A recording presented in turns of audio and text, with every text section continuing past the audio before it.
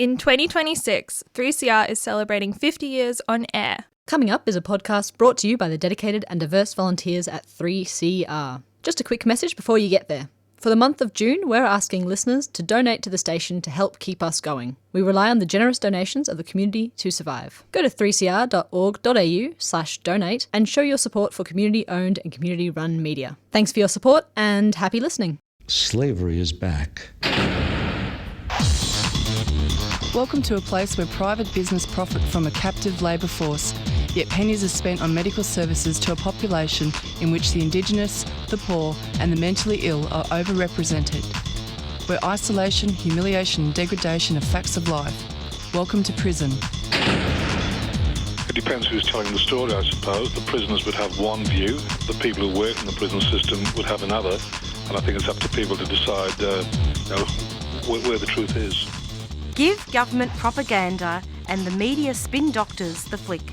And check out Dointime for news, views and tunes on prison issues from Guantanamo Bay to Christmas Island to prisons and detention centres everywhere. Every Monday at 4 p.m. on your community radio 3CR. We are still fired up and we're still talking about revolution. Hello and welcome to the Dointime Show. This is 3CR Community Radio, 855 AM on the dial, streaming live on www.3cr.org.au.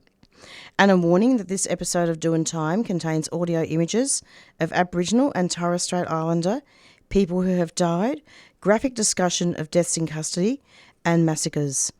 This is Marissa and I'll be with you for the next hour. On this week's show, we will first bring you an interview with Keith Munroe.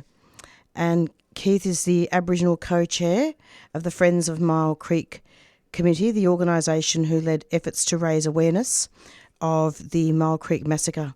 7 men from the group who committed the murders were publicly hanged at Sydney Jail. They were the first colonial men executed for killing Aboriginal people. Then we will hear from Arif Hussein Senior lawyer at the Human Rights Law Centre, who will essentially speak about the Albanese government's rejection of the majority of major UN human rights reviews recommendations. The Albanese government has rejected most recommendations of a major UN human rights review, including raising the age of criminal responsibility, legislating an Australian Human Rights Act, and policies which would improve the lives of Aboriginal and Torres Strait Islander people and people seeking asylum. But first up, we will speak with Keith Munroe, who comes from several lands, and he will tell us about those lands that he's from. And Keith has also done some wonderful art exhibitions as well. Each year, hundreds of people from across the country gather on the Sunday of the June long weekend to commemorate the unprovoked massacre of at least 28 Wirraway women, children and old men by a group of stockmen on Myall Creek Station in June 1838. The Myall Creek Massacre Memorial on the Bukhara Dilangra Road near Baringa was erected in June 2000 by a group of Aboriginal and non-Aboriginal people working together in an act of truth-telling and reconciliation. In 2007, the massacre site and memorial were included on the National Heritage Register and also received New South Wales State Heritage listing in 2010. I'd like to welcome Keith onto the program because I love his company. We've had him on for quite a few years in a row now. Cheerio out to Joe for organising this very special interview. Hello, Keith. Welcome. Yeah, hi, Marissa. How are you? I'm okay, considering that the gap hasn't been closed. There's just so much going on. But also it's great that there's so many positives that have arisen from the Myall Creek Massacre and all the memorials that have happened. Yeah, that is true. And we're really proud of the work that the committee has been doing over the last 26 years to create a space where people can gather and reflect on that part of our history, I suppose. So yeah, it's been an amazing achievement and something that we all very passionate about. Absolutely. Can you tell us, in case new listeners have tuned in that don't know anything about First Nations communities and everything, can you just tell us what land you're from, Keith? I'm a proud Gomeroi man from northwest New South Wales, southwest Queensland. And, I currently work in Sydney, though. I live and work in Sydney. Perfect. So what's happening, can you give us a little bit of a background of the massacre and also tell us a little bit about the memorial that happened this year?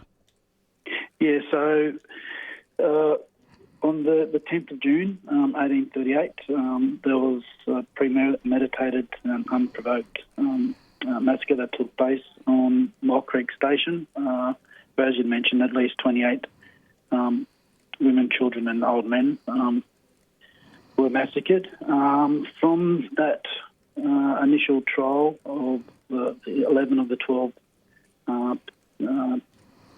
convict stockmen were trialled. 7 were rearrested after they were initially proven not guilty. 7 were rearrested and were retrialled and were subsequently found guilty and hung. And as you'd mentioned, on the June long weekend, it used to be the Queen's birthday long weekend. Obviously now it's the King's birthday long weekend. We gather at the memorial site to reflect on that history, and people from local surrounds, but also from interstate and internationally travel to attend the memorial and the other related events that take place over that long weekend. And what do you think are the most important features of the memorial? What, as a descendant, you're a descendant, aren't you, of the survivors? The survivors. So, as a descendant, what do you think are the most important features that have happened from the memorials and the education? Well, I mean, we've had some really important partnerships that we've developed over the years. So on the Friday leading up to the long weekend, we have a panel discussion that takes place with one of our partners, the University of New England, Orala Centre, that invites a panel of preeminent speakers to participate over a symposium. This year there was over 100 people that attended in person and online. And it was hosted by Tony McAvoy, SC, who is a worthy man from Central Queensland and Australia's first Indigenous Senior Council. So he was joined by a number of people on the day, including Professor Emerita Judy Atkinson, AM, Associate Professor Peter Smith from the University of New England's Faculty of Medicine and Health, Tracy Travers is a lecturer in nursing at the University of New England, Fiona Lovelock, who's an Aboriginal Client and Community Support Officer at Armidale Local Court, and Karen Conti, who's a lecturer in children's law at the University of New England. They hosted a number of panels that covered various subjects from health and wellbeing, data sovereignty rights, Aboriginal people and interactions with the law, but also from Tony's perspective, the ripples of the effects of the massacre on law and its legacy.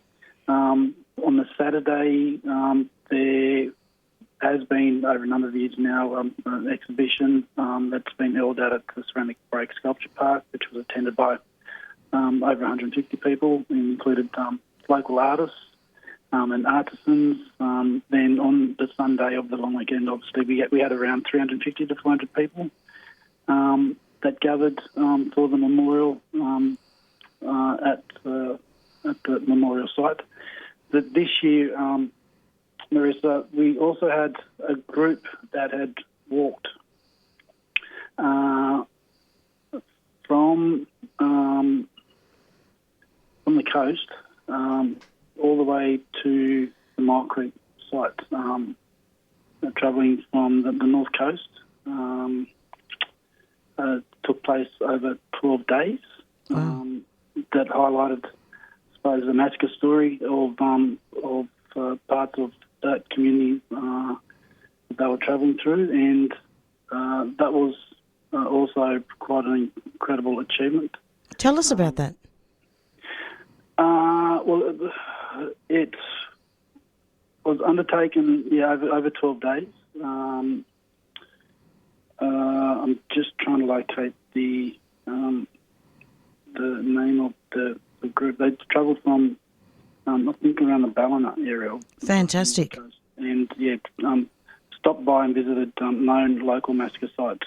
Right. To highlight the truth-telling of our history from a local person's perspective. The group gained some really important local media attention and support from local communities to obviously highlight that truth-telling aspect of their journey, and timed it perfectly to arrive at the memorial site on the Sunday of the June long weekend on the 7th of June. So it was really great to be able to welcome them to the memorial. And Jarman and Jeff Reed, they walked from Lismore to Myall Creek, so that was quite an achievement. And obviously they had supporters that had gathered and supported them on their walk over that 12-day period.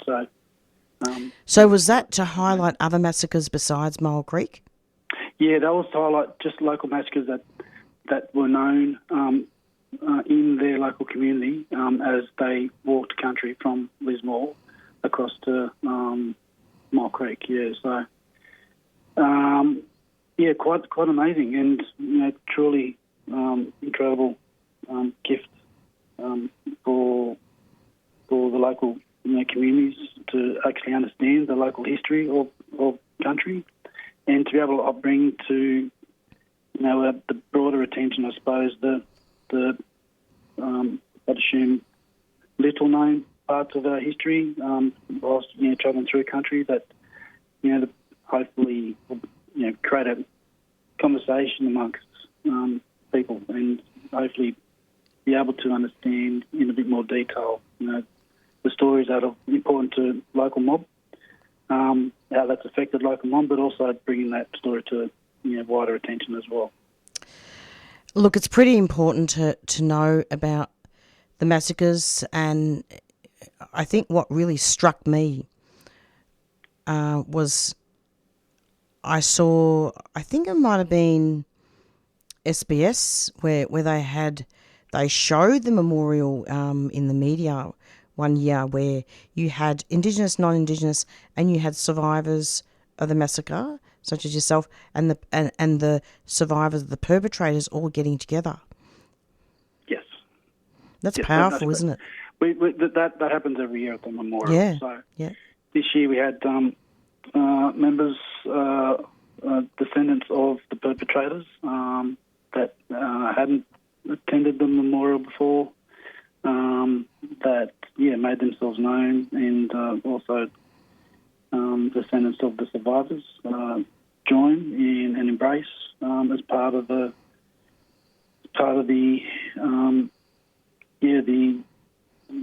memorial to highlight our shared history, and I think creating a conversation around the potential of our country. When we were able to speak truth to our history and do that in a very personal way. It was amazing. I did have a conversation with a lady who had travelled up from Sydney to attend the memorial, and she come up and let me know just how amazing it was for her and her husband to travel up. It was the first time she'd attended the memorial, and she was quite overcome and a bit emotional, just sort of seeing the very visceral aspects of the program, and to be able to sort of witness that and be involved in that and participate in that, I think was quite a significant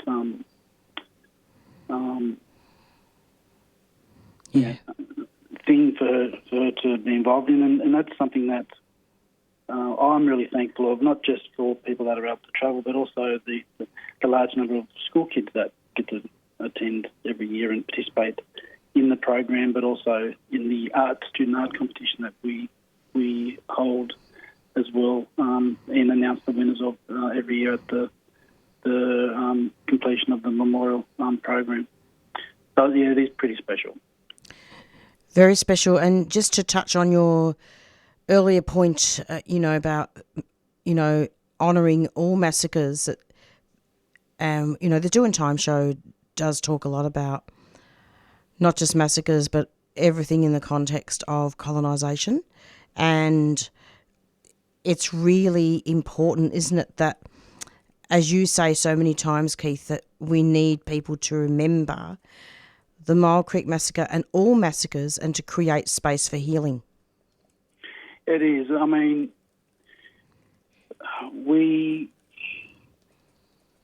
our strength is in our ability to be able to shine a light on those difficult parts of our shared history, but to be able to do that with respect, and to be able to do that with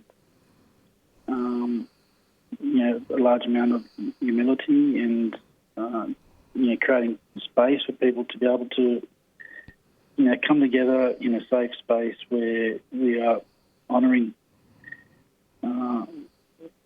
remembering and reflecting on some of the harder parts of our history. I mean, we love celebrating the great parts of our history, and for a lot of us, we see that whenever our national sporting teams, are on the international stage winning competitions, and the Olympics is probably the epitome of that. But I think what makes our nation greater is our ability to find space for us to be able to come together and acknowledge and reflect on some of the harder parts of our history and our story, which I think we should all be better at doing, given, we are 200 odd years into our shared history of this country. We have 65,000 years of ongoing story and tradition and culture here that, from an international perspective, I think we are revered and admired internationally. And I think there's a lot of potential for us to, become a bigger and better and greater nation when we can also reflect and be more respectful of some of the harder parts of our history. Exactly. I mean, let's be honest here. Look, this was one of 438 sites where the mass killing of Aboriginal Australians took place during the period called the Frontier Wars between 1788 and 1930. Yes, correct.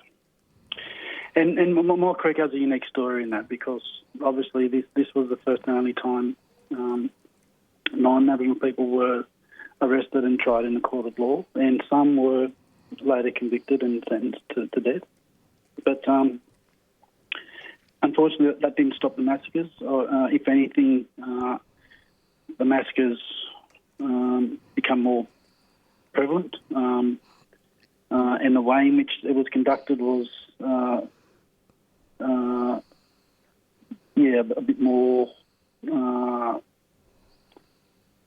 hidden, I suppose. Yeah. I mean, certainly in a large part, the story of these are hidden from the official view, but that those continue to be remembered and reflected through communities, through the stories that are expressed in, our, incredible contemporary artists, for example, but also reflected in some of the incredible theatre productions that have been created that are highlighting some of those stories that have been shared with communities. But that knowledge, I just admire the fact that it has survived that such a long and brutal history that has taken place throughout large parts of the country when it comes to Aboriginal and Torres Strait Islander peoples. It's very true. I mean, and the settlers were successfully prosecuted, weren't they, for the mass murders of Aboriginal people? Yeah, well, Myall Creek is the only example where that was the case. But yeah, as we know, there were hundreds and hundreds, thousands upon untrialled massacres that had taken place throughout the country right up until, as you mentioned, the 1930s. So this is where I look at the achievements of the Myall Creek Memorial, and the fact that we've been able to establish a memorial that has national heritage listing and municipal heritage listing for not just the memorial site but also the massacre site, but also the local municipal education system has also now passed in the history syllabus for the Myall Creek Massacre to be mandated in the syllabus from next year. So that helps, I suppose, students know more about that massacre story, and hopefully, this is an opportunity for people to reflect on our shared history in a different way. Keith, it's so wonderful to have you, and I'm so glad that you're able to come on and explain things year after year. I know it's very repetitive, but the Dointime show really prides itself on providing a safe environment for First Nation communities and marginalised communities to come and express their grief, but also to look at the positives as well.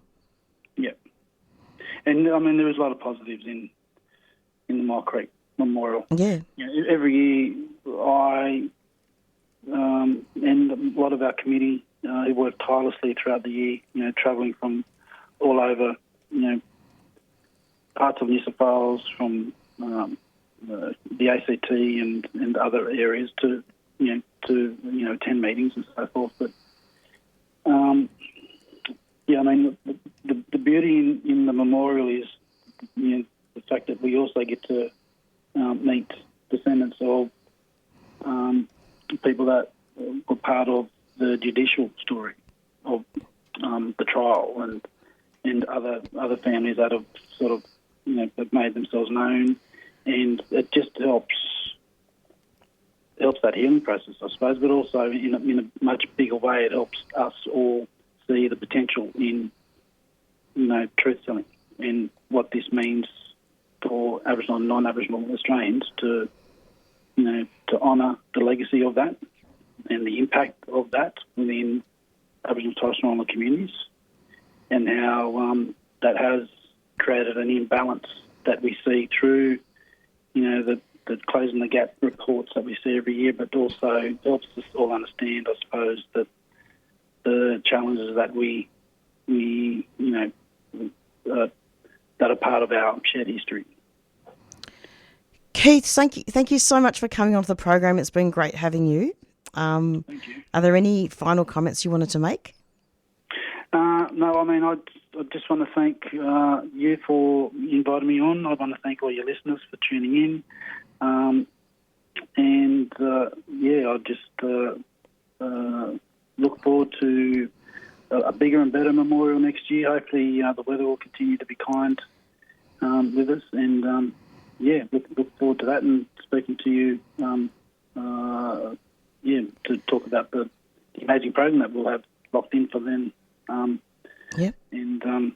And other things that we might be able to announce around that time as well. Absolutely. Thanks a lot, Keith. Thanks a lot. And we'll talk soon. Okay. Bye-bye. Thank you. Bye-bye. Bye-bye. Bye-bye. And that was Keith Munroe, co-chair of the Myall Creek Committee, from several beautiful lands, one of them being Gumrai. And that was an extended interview with him about the Myall Creek Massacre and honouring all the survivors of all massacres.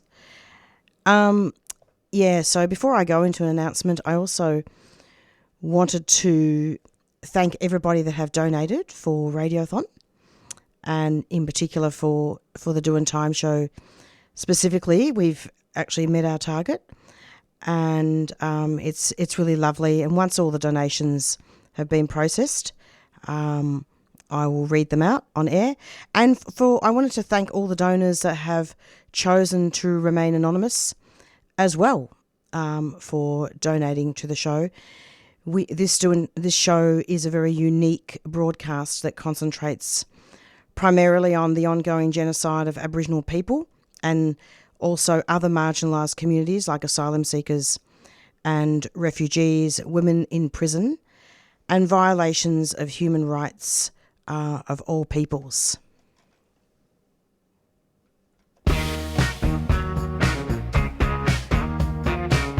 Tune in to the Beyond the Bars prison broadcast during NAIDOC Week 2026.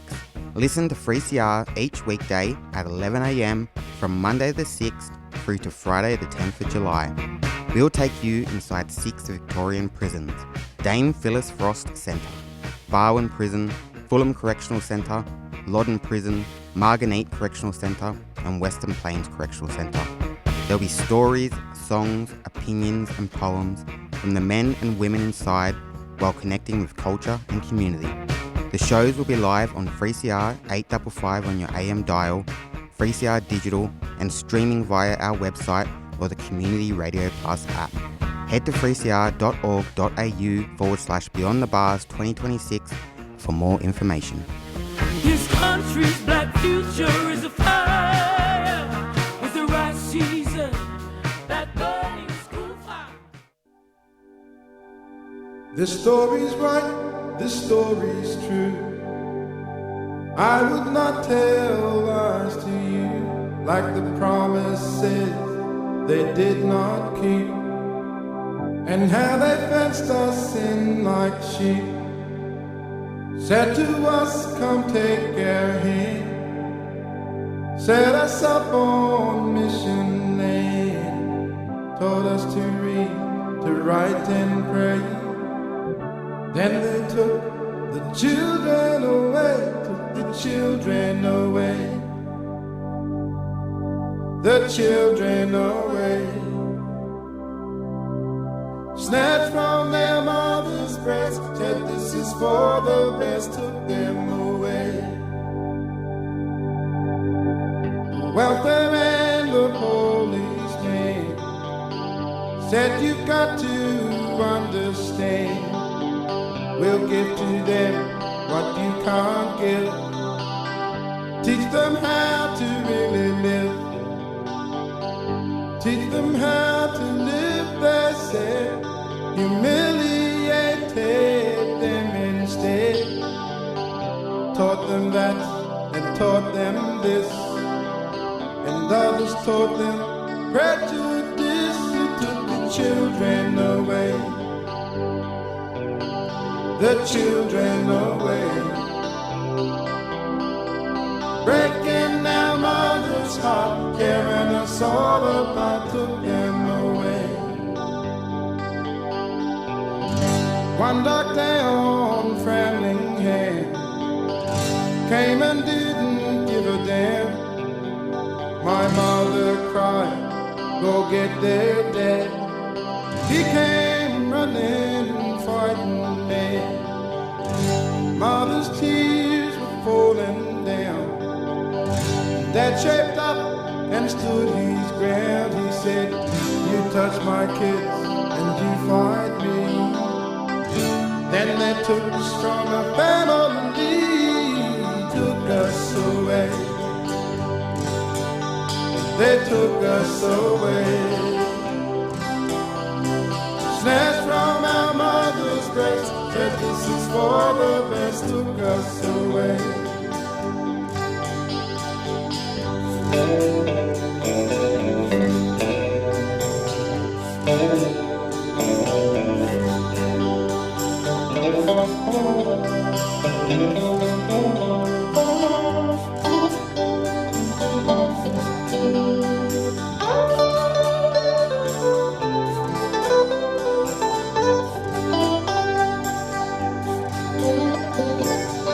Told us what to do and say, told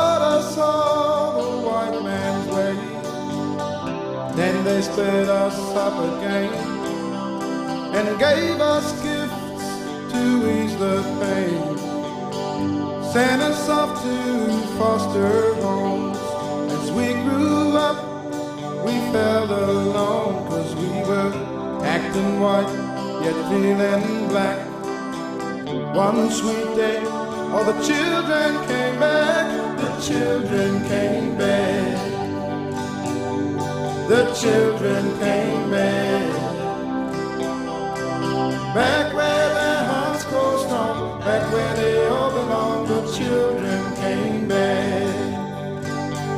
Said the children came back. The children came back. Back where they understand, back to their mother's land. The children came back. Back to their mother, back to their father,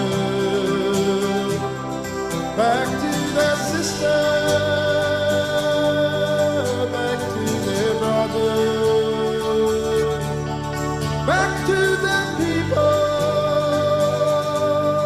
back to their land. All the children came back. The children came back. The children came back. Yes, I came back.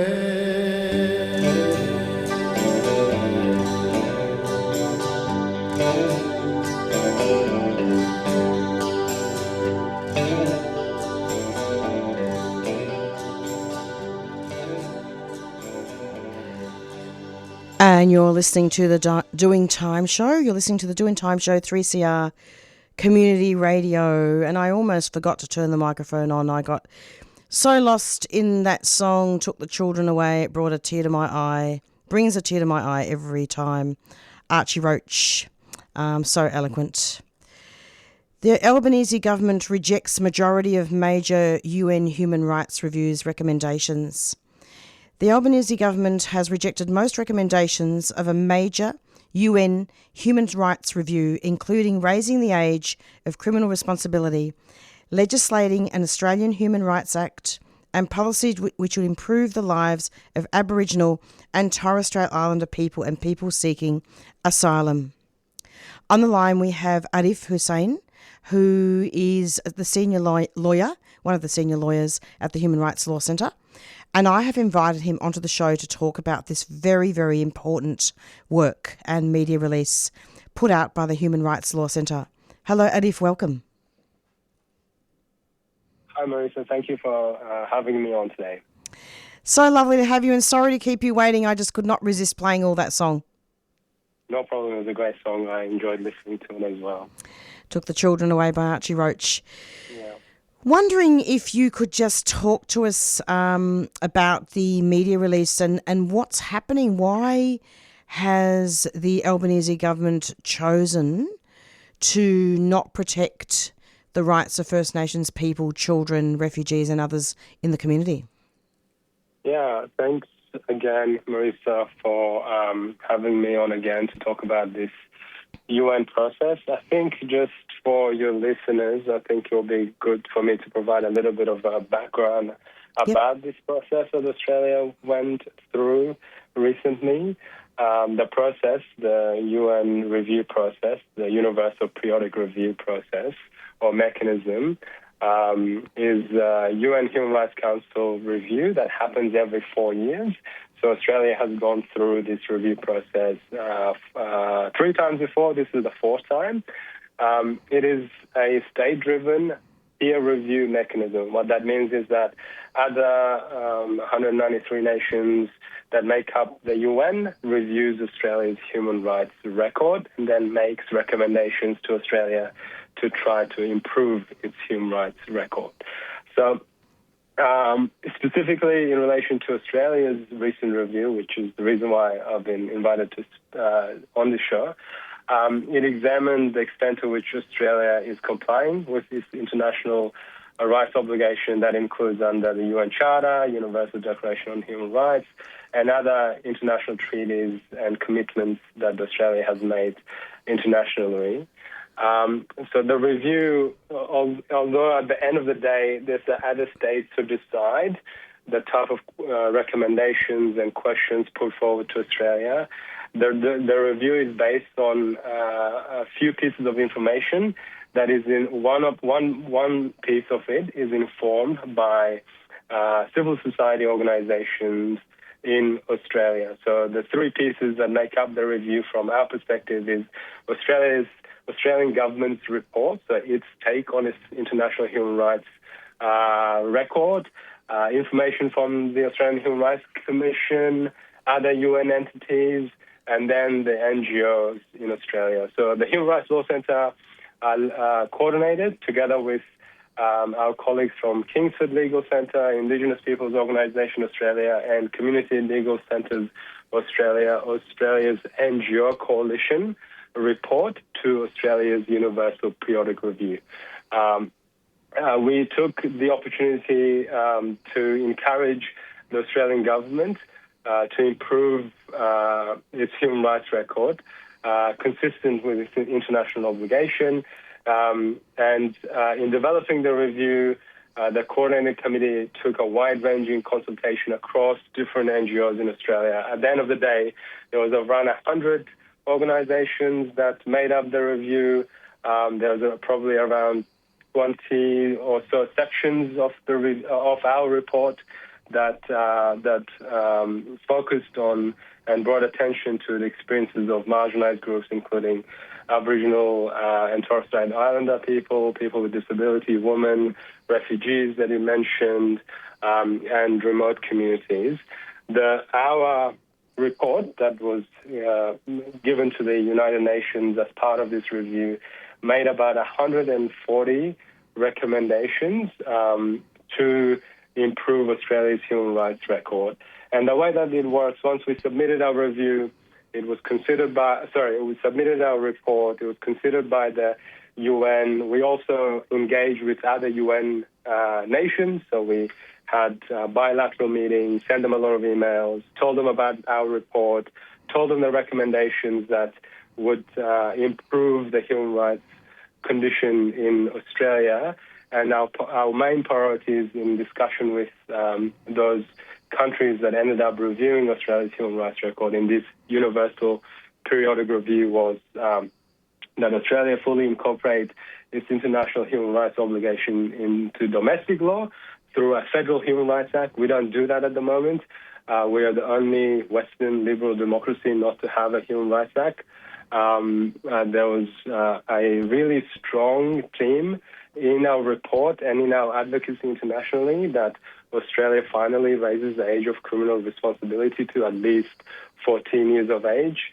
And other priorities were taking action to address systemic injustices facing First Nations communities through implementation of the UN Declaration on the Rights of Indigenous People, and obviously ending cruel policies towards people seeking asylum, amongst the other 140 recommendations that civil society organizations made to the UN process.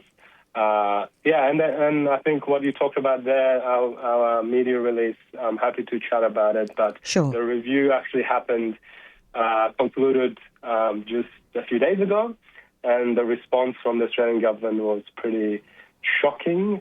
And we are happy to dig into it a little bit. Tell us about that. Yeah, so as I said, we prioritize those areas. So we spoke to a lot of countries that would review Australia, and they all get about 2 minutes to make recommendations at the UN to Australia, and they mostly can make about 2 or 3 recommendations to Australia. So there was 322 recommendations overall made by, I think it was around 150 or so nations.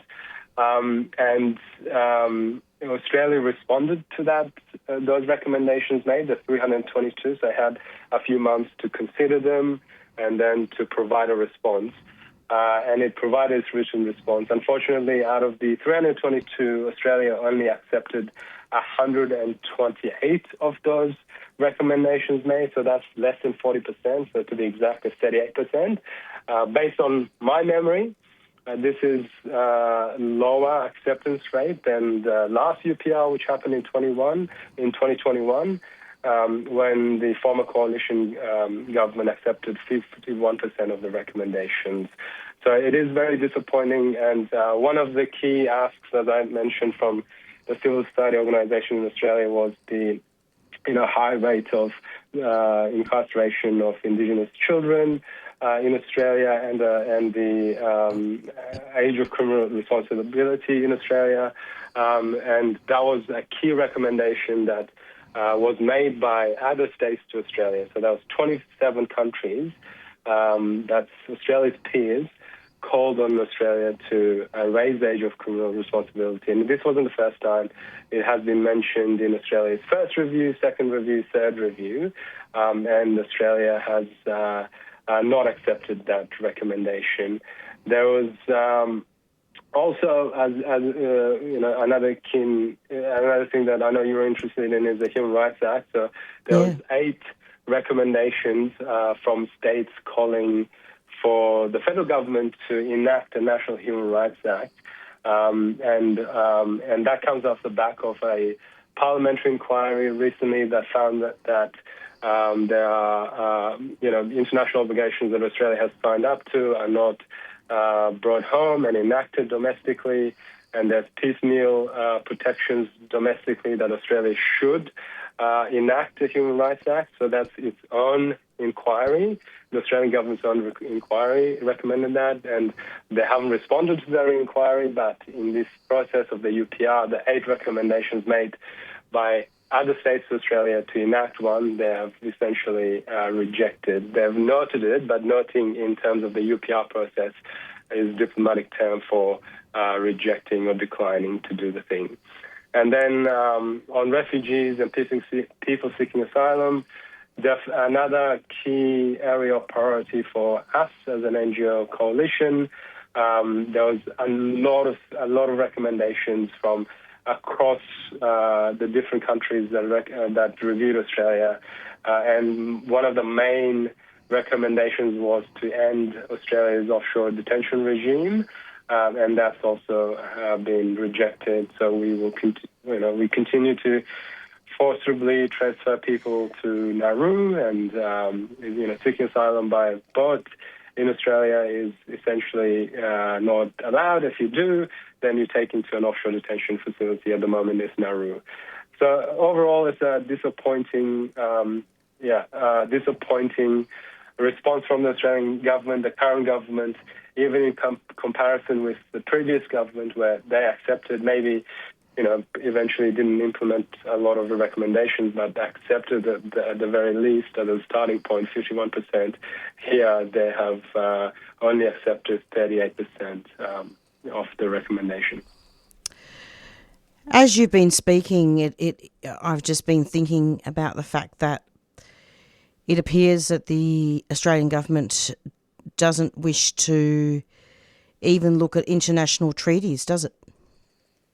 Yeah, so I think that was the main point of the of this process. As you know, the international human rights law, multilateralism, these mechanisms are under threat globally. We see what's going on in terms of disregard for human rights internationally in different conflicts that are happening around the world.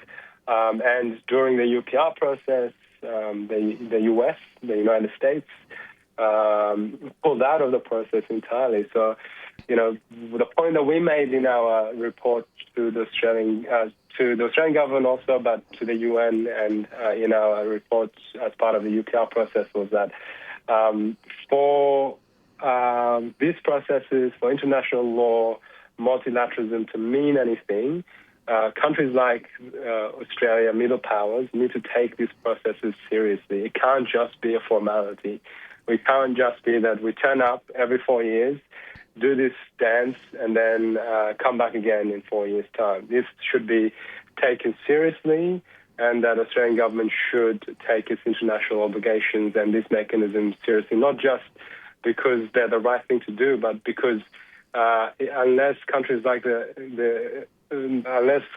ours, Australia, takes this mechanism seriously, they will continue to erode. Absolutely, and I mean one of the points that I'd like to make as well is that two things actually: Aboriginal deaths in custody, stopping Aboriginal deaths in custody and all deaths in custody doesn't seem to be considered, and also in regards to the fact that every recommendation has been rejected to end, as you said, mandatory and offshore immigration detention. I mean, and it appears to me that human rights violations are allowed to continue in this country. It's so damning. Yeah, it is a damning report and assessment of Australia's view of its international obligations internationally. I think in a lot of ways Australia likes to think that it is, a credible voice internationally on a lot of issues. I think, you often hear that being described as a sensible voice by representative of the government.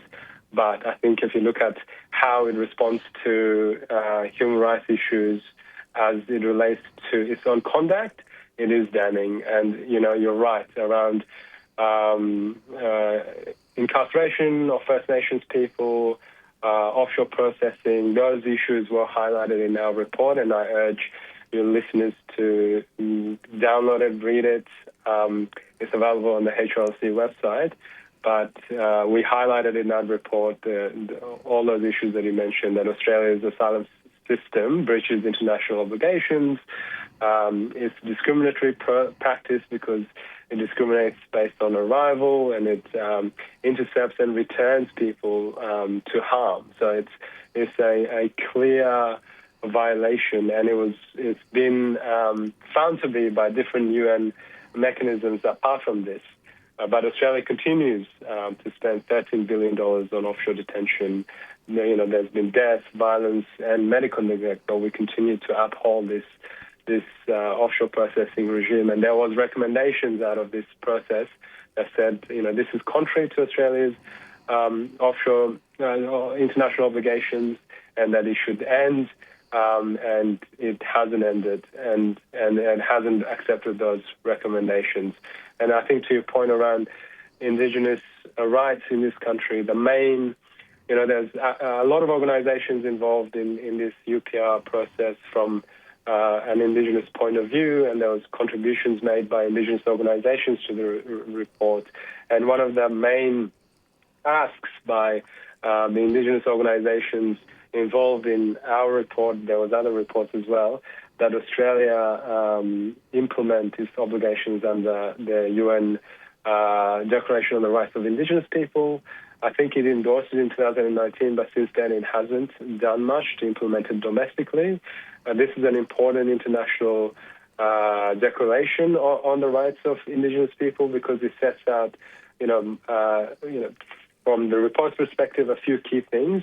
And that includes, the covering issues like self-determination, self-governance, land and resource rights, cultural and linguistic preservation, and participation decision-making.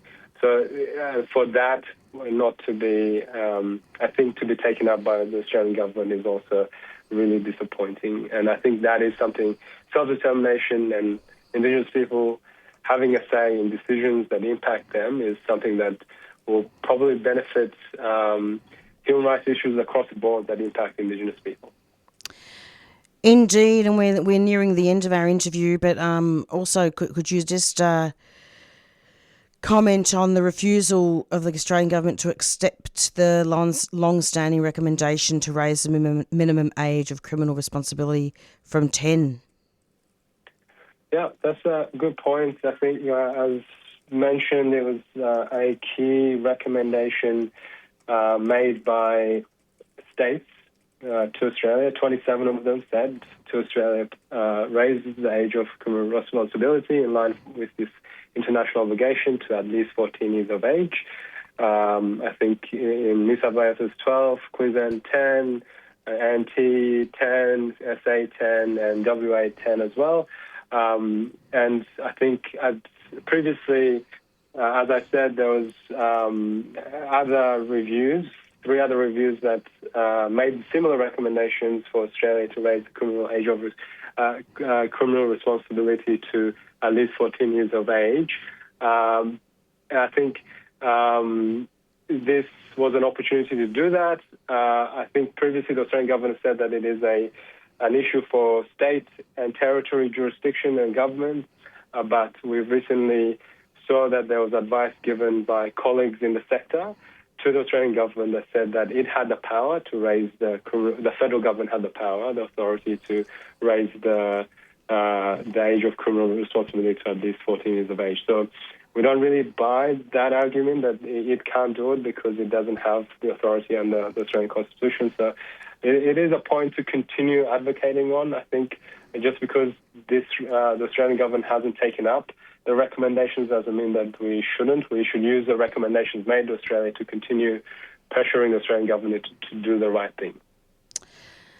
Arif, thank you so much for coming onto the program. And of course, we all know that, you know, the Australian government certainly doesn't consult all clans and tribes of Aboriginal people, that it's very narrow. They don't often lived experience is not reflected within Australian government policies. But thank you so much. Where can listeners find more information about this on your website? Yeah, hrc.org.au, or if you put in any search engine Human Rights Law Centre UPR, you should have a link to the report and our latest media release. If you're interested in the Human Rights Act campaign, it is humanrightsact.org.au. There you can join the campaign for a Human Rights Act at a federal level. And Edith, you know, you've been on our show a number of times. Can you just tell us your title again? I'm a senior lawyer at the Human Rights Law Centre. Thank you so much, Arif, for coming onto the program. Are there any final comments you want to make before you go? No, thank you very much for having me on, and let's keep the pressure on. Lovely to have you. Take care. Take care. Bye-bye.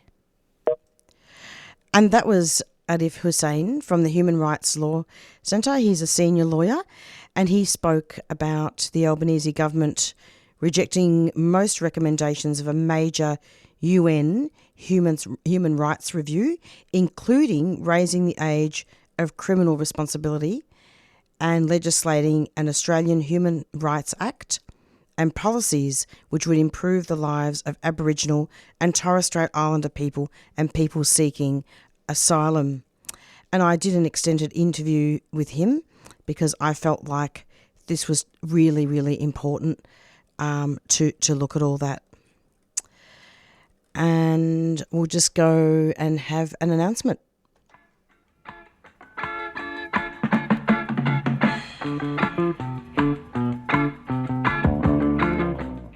Do you have a few children's picture books or footy boots that your kids have outgrown but want to find them a loving home? Well, drop them in at 3CR and put them in the Books and Boots bin. Books and Boots regularly sends pre-loved children's picture books and sports footwear to remote and regional First Nations communities and children across the country. Contact us at Books and Boots or go to the website www.booksandboots.org.au. We love a good book.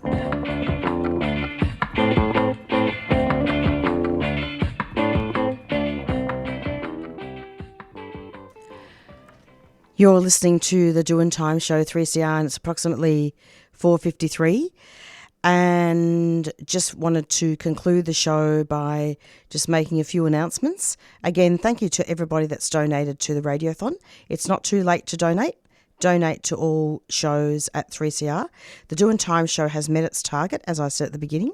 And thank you so much for all our people that have donated. And in fact, I just wanted to acknowledge that we had our 50th birthday celebration for 3CR on Saturday. For people that didn't go, you missed out on a really wonderful event. And there were some really amazing programmers, old and new, that came, and lots of wonderful supporters that actually came to the Collingwood Town Hall, where 3CR started broadcasting from 1976. But don't forget though that on this show, and probably on other shows too, we will still be digging into archival material and from the archives to have a look at some of the amazing broadcasting and shows that have emerged from 3CR. Now, I wanted to also quickly talk about the Beyond the Bars broadcast dates as part of NAIDOC Week. I'll read them out. These are all prison broadcasts where people go out to the prisons and First Nations prisoners speak and broadcast on the radio.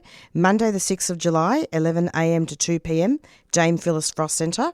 Oh, that happened today. Tuesday the 7th of July, 11 a.m. to 2 p.m, Barwon Prison, Lara, near Geelong. Wednesday the 8th of July, 11 a.m. to 2 p.m, Western Plains Correctional Centre, Lara, near Geelong. Thursday the 9th of July, 11 a.m. to 2 p.m, Marangit Correctional Centre, Lara, near Geelong.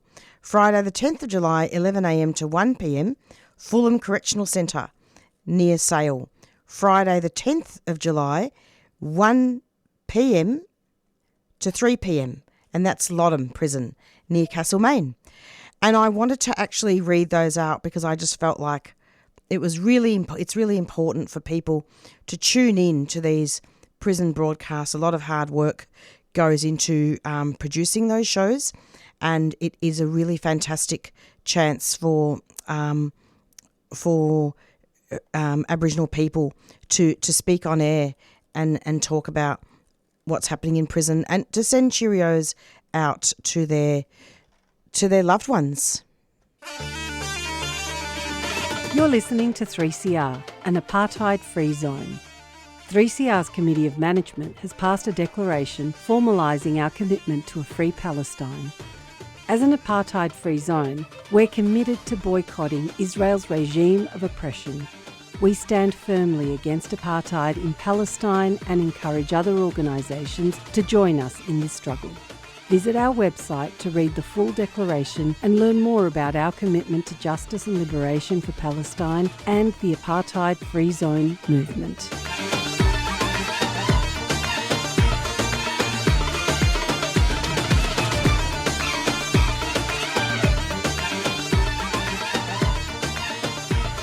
So it's goodbye from Marissa until next week. Stay tuned every Monday from 4 to 5 for the Dointime show, and take care of each other and stay safe.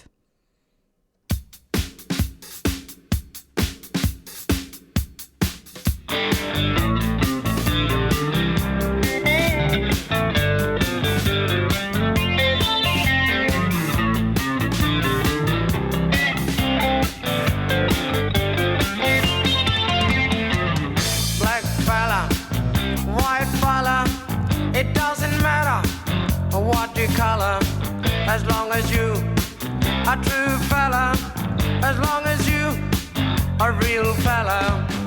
All the people of different races with different lives in different places.